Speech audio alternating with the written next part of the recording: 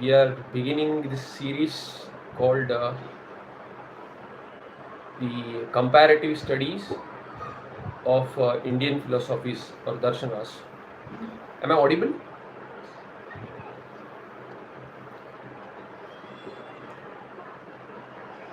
So I assume I am audible. The voice is clear. A response would help. Is the voice clear? Because if it is not, I may need to pull the mobile closer. I have never done this before. Okay. So let's start with the Mangalacharana Shloka. A simple one. A prayer to Ganesha and Saraswati. Vakratunda महाकाय सूर्यकोटि समप्रभ निर्विघ्नं कुरु मे देव सर्वकार्येषु सर्वदा सरस्वती नमस्तुभ्यं वरदे कामरूपिणी विद्यारंभं करिष्यामि सिद्धिर्भवतु मे सदा गुरुर्ब्रह्मा गुरुर्विष्णु गुरुर्देवो महेश्वरः गुरुः साक्षात् परं ब्रह्म तस्मै श्री गुरवे नमः. Video is tilted. So what I'll do is that make it straight then. Does this work?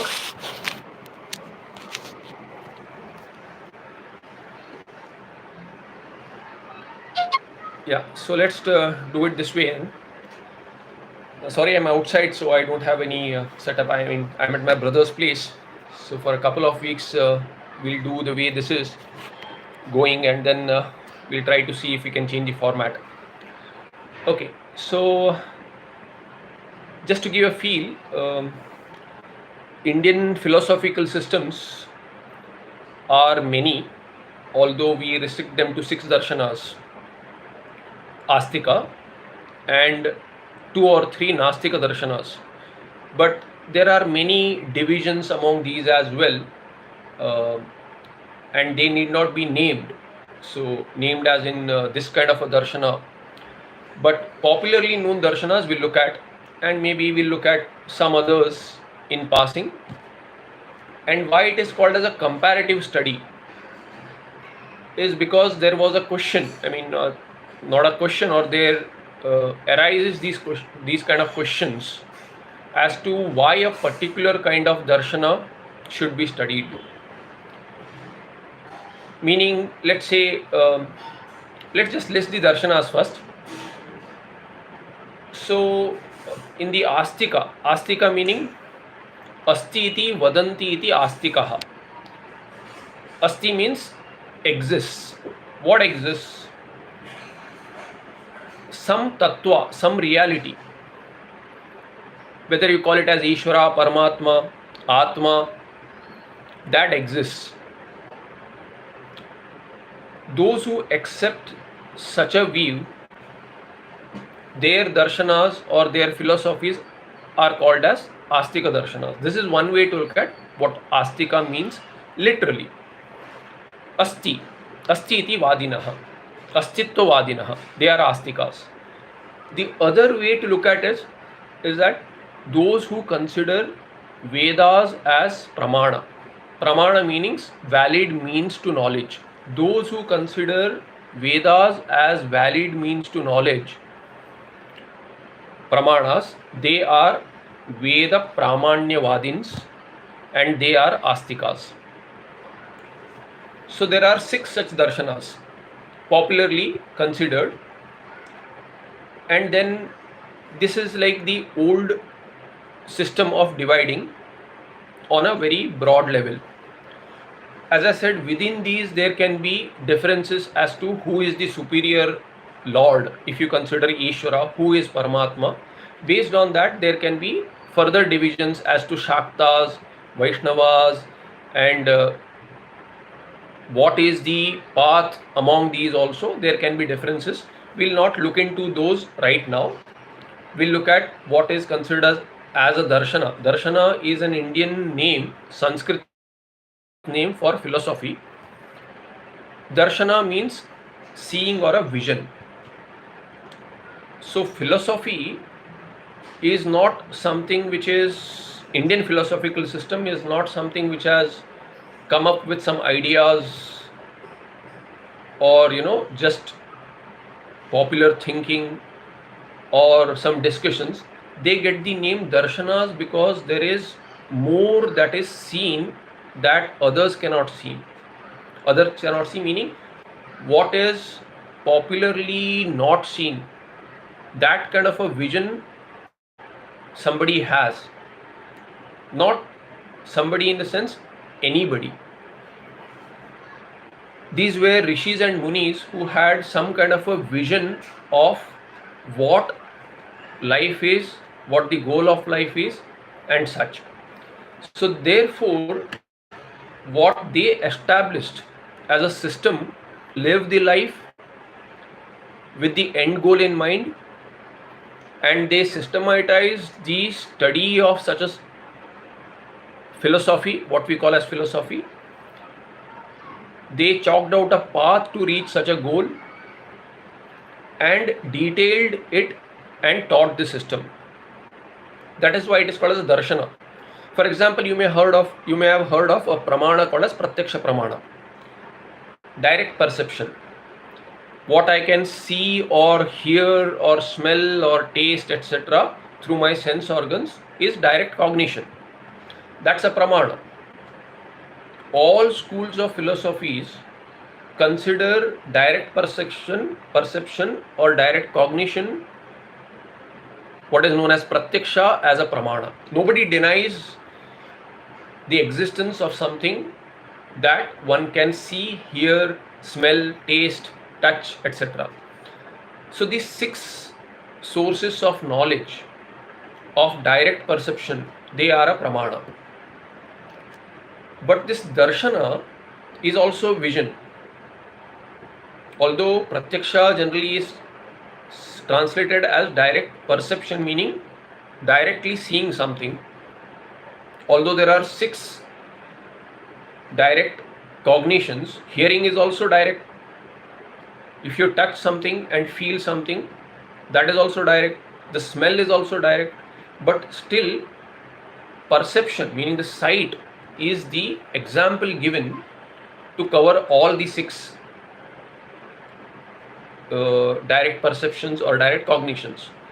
So this pratyaksha meaning with an example of seeing something directly, which cannot be denied.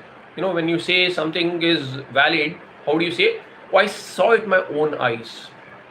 Meaning you cannot deny it. It is real. So this darshana word also has that kind of a meaning the person who established that school of philosophy had a darshana, had some vision. In yoga, this pratyaksha is also called as yogi pratyaksha. Yogi pratyaksha means in a refined state, such a refined state of samadhi or something, one is able to go beyond these pratyaksha, and in that elevated state of the mind, some subtle things could be understood.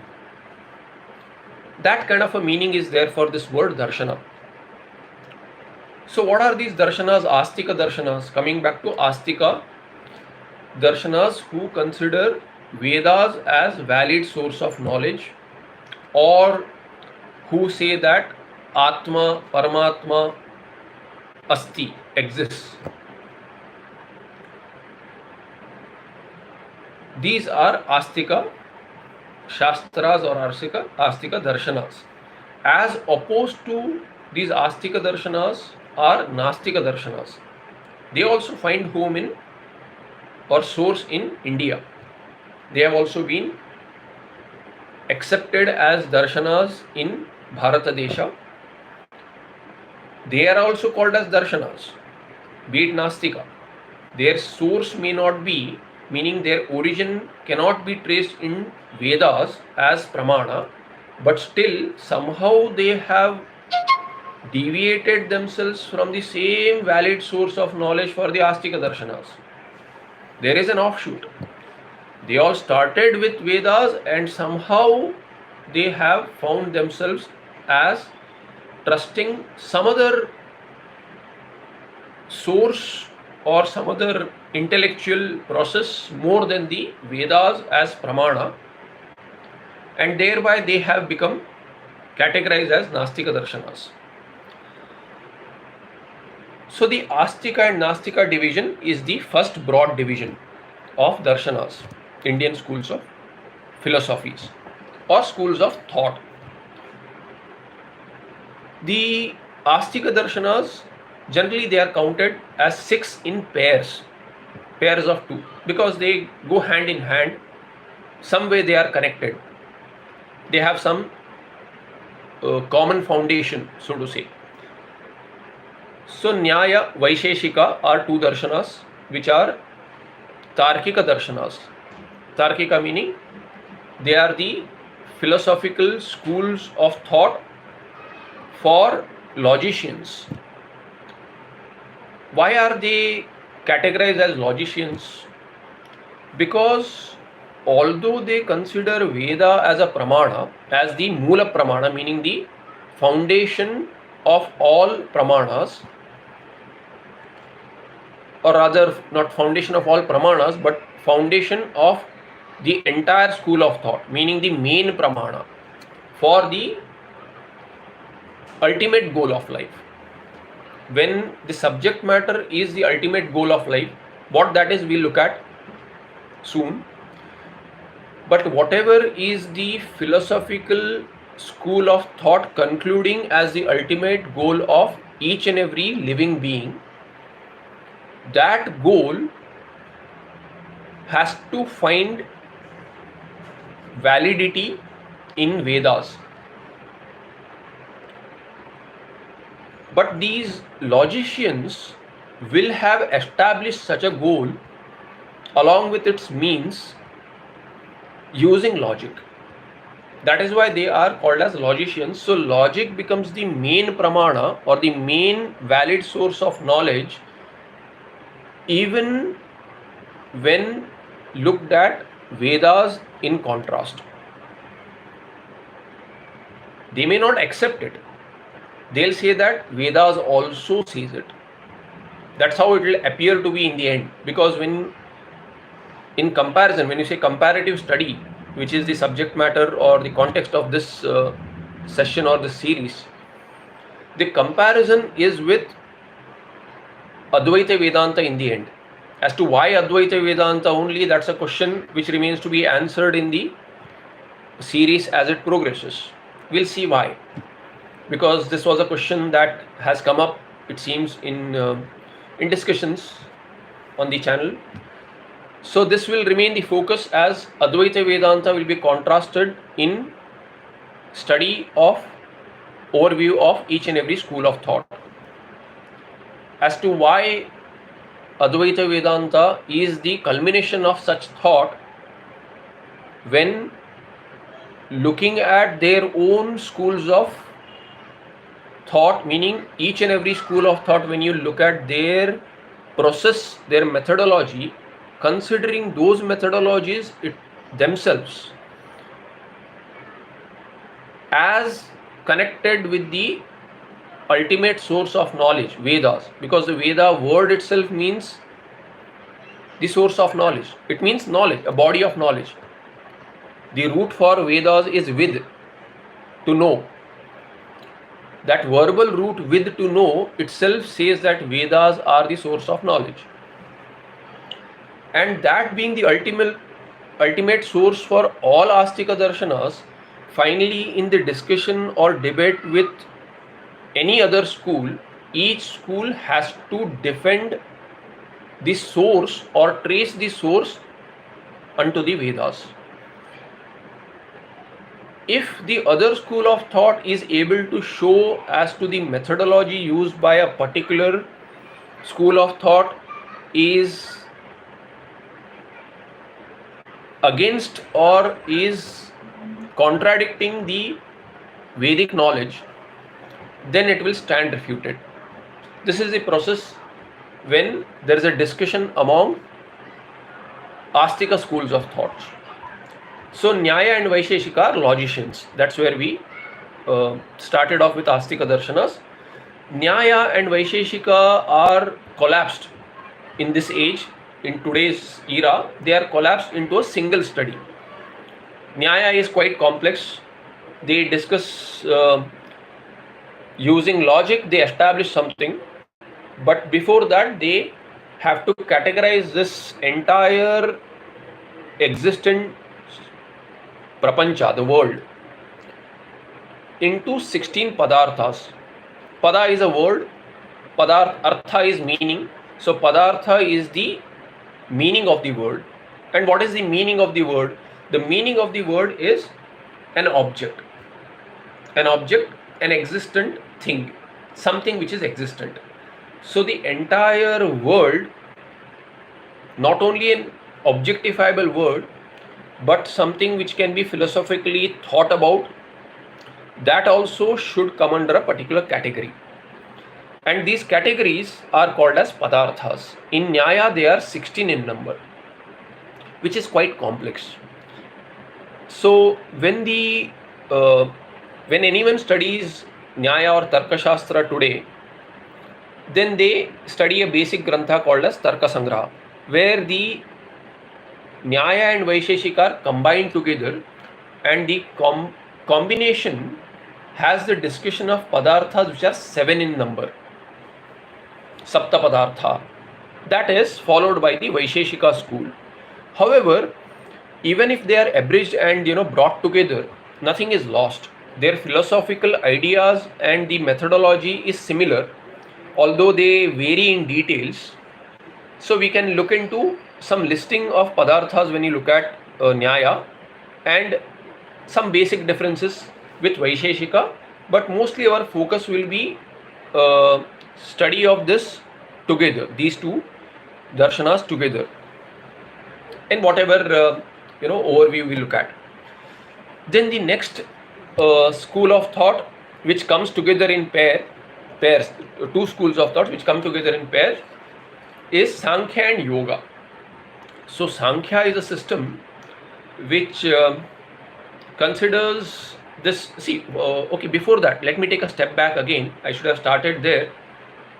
Having listed it, let me just list and then move back a step and then look at what are these philosophical schools of thought going to consider. Because it is a human thought. Any human being has some basic ideas, some thinking, and then what are the questions which are to be answered. Some basic questions have to be answered by each philosophical school of thought. So we look at that, we'll take a step back and look at that so that we can see as to what these darshanas mean as the ultimate goal of life, etc., the means, and how they differ or what is common. So we can have a better understanding of that when we see at these questions. But before we take that step back, let me just mention these 6 philosophies, Astika and Nastika also. So Astika philosophies, Nyaya Vaisheshika, then Sankhya and Yoga. Sankhya is generally considered as a theory, whereas Yoga is considered as practice on a very basic level, although it is not completely accurate. We look at it as to why. And then there is the last pair in the 6 Astika darshanas is Purva Mimamsa and Uttara Mimamsa. Uttara Mimamsa is also called as Vedanta. Then this Vedanta, Uttara Mimamsa is further divided into multiple Advaita Vedanta, Advaita Vedanta, Vishishta Advaita, then there are Dvaita Advaita, Shuddha Advaita. There are many of these, but mostly 3, Advaita, Dvaita and Vishishta Advaita. On the Nastika Darshana side, although in Shastra 3 are discussed, generally people talk of Buddhism only. However, there are Charvakas also. They are within the fold of the darshanas, Indian darshanas, Bharatiya darshanas, and Charvakas are Nastikas, Shuddha Nastikas. They don't have a philosophy, meaning Brihaspati is considered as the author of this school of thought, who is Gurunam api Guru. He is a guru of gurus also. This Brihaspati is considered as the author of Charvaka school of thought. Charvakas, the word Charvaka literally means Charuvak. It has come from Charuvak, meaning those who have a very sweet talk. They are sweet talking, meaning they don't have a real philosophy. They say that this body is Atma, there is a single life, and that's all there is. So although there were granthas, Charvaka texts also, still there is no elaborate text available.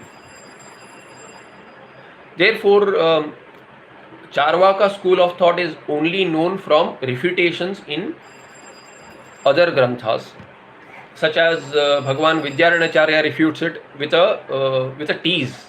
He with a shloka that teases the Charvakas. It's a sarcastic shloka where half the idea is borrowed from Charvaka and a pun is made on that. So that is one Nastika school of thought. Then the other two Nastika darshanas are Buddhism and Jainism. Although Jainism, in Jainas they accept Atma, but what kind of Atma and what is their pramana for that Atma, that kind of Atma, based on that they are categorized as Nastika. Buddhists are Shuddha Nastikas. They do not agree with Atma being there, or if at all they agree with Atma, the definition of Atma itself is questionable there. And in any case, Jainas and Bauddhas do not have Vedas as pramana. There is a question there, to differ compared to Advaita and still be valid as ultimate. So even if a school believes in Veda, why can't it differ compared to Advaita and still be valid as ultimately? It is all about interpretation. I already answered this question saying that the comparison of all schools will be with Advaita. There can be comparison between some other schools also, because as we look at pramanas, why a particular set of pramanas, meaning particular set of valid sources of knowledge are accepted in a particular darshana while other darshanas do not accept. Based on that, there will be a comparison between schools of thought. But when it comes to the ultimate goal and the means to that goal, each of these schools of thought will be refuted using Vedas as pramana, Astika schools, and whatever finds is its ultimate pramanyam or validity in Vedas, that will stand out as the right conclusion, or as the right, that Astika darshana will have concluded right. That will be our conclusion. That should be our conclusion. Of course, I mean, it's all about interpretation. But interpretation based on what? The interpretation cannot be because I think so, therefore it is right. It is not an opinion. If it is an opinion, yes, you can have your opinion, I can have my opinion, each school of thought can have its own opinion. But finally, the darshana should answer questions. So, with this, let's take a step back. What I was mentioning, that we should look at what all questions come to mind which have to be answered convincingly by any school of thought. So, I just listed some questions as to, you can add. If you think there is something more, you can add. It can be interactive. So, very first question that comes to mind is, who am I? Which is a very popular question, quite famous also, quite infamous also for some. But who am I is a fundamental question that should come to any person's mind. When left alone, especially, you can think over this. What bothers a person when somebody is bored? When does someone get bored? When there is nothing to do. So something to be done. I have to do something. What am I doing today, right this moment? I have to keep myself busy. So if I don't keep myself busy, then I am left alone and being used to doing a lot of things, having a very hectic lifestyle, most of us will get bored. But if you contrast it with a thought as to you are left alone, but you are left with your thoughts. So what comes to mind? If you look into it, then the question as to who am I in some form or the other will come to mind. And the answer is not easy with an independent thought. That is why one wants to keep oneself busy. What is called as killing time, or be it utilizing time, however you see it. But then this question, in my opinion, at least in my understanding, comes to each and every person at some point of time or the other in life, be it as smashana vairagya, meaning someone close dies and then thought comes, what is this life all about? Who am I? These questions come to mind. They may not be in the same fashion, they may be in some other order, they may be packaged differently, but in some form or the other this kind of a question would be there. So the philosophical school should answer the question as to who am I? What is my essential nature? That's what the question means. What is my essential nature? Am I this body? What is this body made up of? Am I this body? So this question should be answered. Then why am I born? What is the purpose of life? Related question. What is the purpose of life? What is the goal of life? This question is also related, because if I am there and I am living, if I don't want to get bored, I have to do something. Every doing will have a result. What is the result I am looking for? What am I searching really? What is the purpose of life? This question is related. Then if I am an individual, there are so many individuals among human beings. Other than human beings, if we accept that there are other living beings, they also have a purpose of life. So what is their goal as well? And in contrast to me, what are these other living beings, human beings, birds, animals, plants, what have you, insects? What is the relation? Or is there any relation between us? Are there multiple individuals as I see them? Are they all existing? They all have their own families. They all have their own individual goals. Are these goals same or they are different? Are the goals same for all human beings or they are different for all human beings based on opinions or whatever interpretation of Shastra or individual thinking or belief systems? Whatever it is, the school of thought should answer that. Then what about non-human beings? Is there a goal to their existence? Are they meant only to serve human beings, or there is more to that, more to their life, their existence? Such questions are also packaged along with who am I. They are related because it is all centered around me. I may not be selfish, but the thought has to be centered along an individual self. Therefore, this set of questions have to be answered. Then, since I am looking at others, individuals, I am also looking at insentient things. There is an existent world in which we find ourselves being born, continuing to live, growing, young, middle-aged, old, and finally dying. So the question about life will include the question of, meaning the question of life as in my existence will also include my birth and death, the entire journey. And in this journey I come across not only living beings but also things, insentient beings, insentient things. So that is this world which I call as Prapancha or Jagat. So what about this world? I am existent, this world is existent.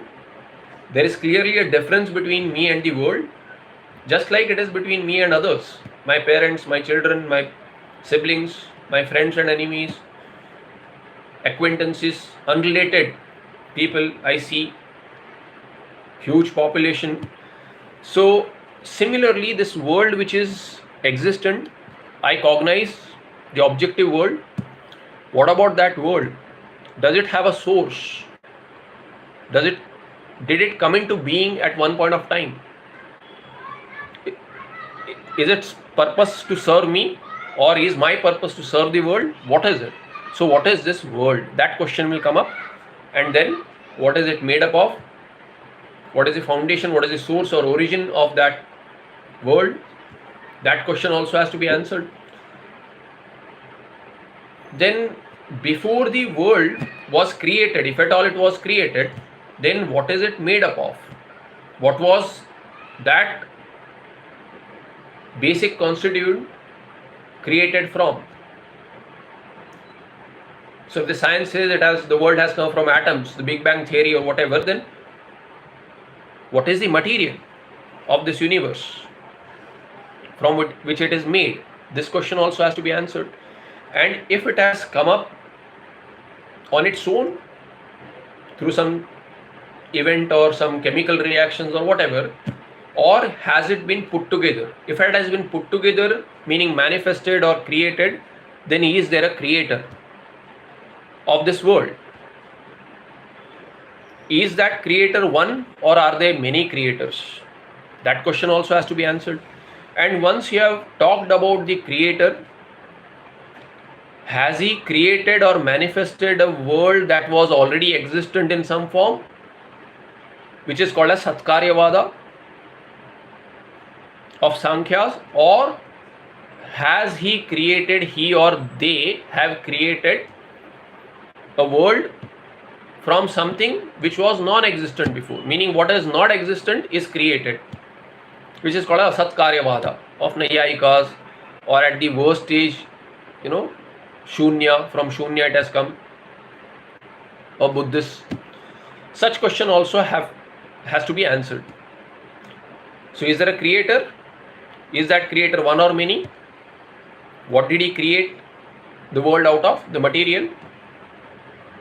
And when such questions come up, you can also contrast it with non-Indian schools of thought or religions, the modern religions. Then if the questions as to who am I, what is this world, and is there a creator, and there is a creator if at all, such three questions have come up, then the relation among these will also come up.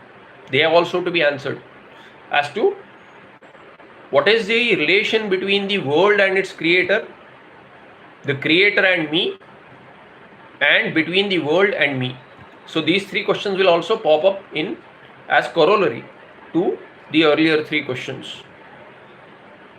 Then when the goal of life comes into mind as to the Lord has created me, take an example as to there is a creator, Ishvara, Paramatma, whoever it is, and maybe it is one. There is some relation between him and me, between him and the world as a creator and the created, or the manifester and the manifested, and the world and I have some relation. Left to inquiry, let's say. But what is the goal? When that goal comes to mind, and if there is a goal, then what is the means to reach that goal? The goal has to be answered. So let's just take the goal which is acceptable to all. Acceptable to all Astika and Nastika darshanas, the goal has to be having some nature, the swarupa of the what is called as moksha, liberation, salvation, whatever you call it. I prefer the word moksha. So what is the swarupa of moksha? What is the moksha swarupa? So let's assume something which is acceptable to all schools of thought. The nature of moksha should be happiness, because that is what is sought after. So we'll stop here with this goal in mind as to Ananda, Sukha, happiness as the goal of life is going to be acceptable to all Astika schools of thought as well as all Nastika schools of thought. Nobody will say that this is not my goal. Every living being has the same goal. Now, whether that goal is structured well, whether it will be permanent or not, or will it be temporary with the means used, that should be looked at from each perspective of each school of thought. That we'll see as to, if at all happiness is the goal, whether that happiness has to be temporary or permanent. We'll have to inquire into this, and thereby all the schools of thoughts will open up to questions. Then again, whether this happiness as an end goal has the person in body or without body, or some kind of a body, some kind of a place, is there a travel involved? All these questions are related as to, if the moksha is, the swarup of moksha is sukha, still is that sukha available here and now, or will it be after the dropping of the body? To whom will it be available? Where it will be available? In some loka? Will I have a form then? Will I be a part of that creator? Will I be different from the creator as a servant? Swami and Dasa Bhava, Ansha Bhava? Or will I become one? Will I merge? Or will I not even care about that Lord and will have some particular existence where I'll be happy no matter whether there is another or not? All these are questions which will come up in the inquiry of the methodology as well as the goal of life of the darshanas. So we look at those in the next part, perhaps with a different format. I'll let you know, or Gautamji will let you know. So we'll stop here and continue as to the details of or overview of each and every darshana, with a comparison with other schools, or mainly Advaita Vedanta. And why Advaita Vedanta also, that idea will open up as we progress. So let's stop here.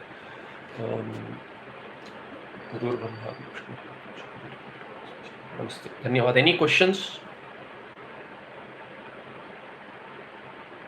We didn't do much today. It is just only an overview or introduction of darshanas. So I hope there are no questions. Namaste. Dhanyavad.